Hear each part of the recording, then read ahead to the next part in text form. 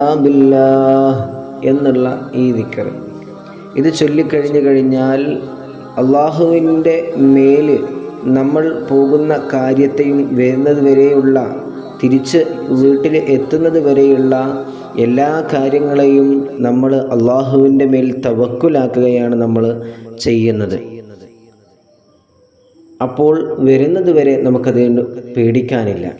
ഇനി വീട്ടിലേക്ക് നമ്മൾ പ്രവേശിക്കുന്ന സമയത്ത് നമ്മൾ ചൊല്ലേണ്ടുന്ന ദിക്ർ ബിസ്മില്ലാഹി വലജനാ വബിസ്മില്ലാഹി ഖറജനാ വഅലാ റബ്ബിനാ തവക്കൽനാ എന്ന് പറഞ്ഞുകൊണ്ട് വലത് കാല് മുന്തിച്ചുകൊണ്ട് വേണം വീട്ടിലേക്ക് പ്രവേശിക്കാൻ. ആ പ്രവേശിക്കുന്ന സമയത്ത് വീട്ടിൽ ആരെങ്കിലും ഉണ്ടെങ്കിൽ അവരോട് സലാം പറഞ്ഞുകൊണ്ട് കയറാനും ശ്രമിക്കുക.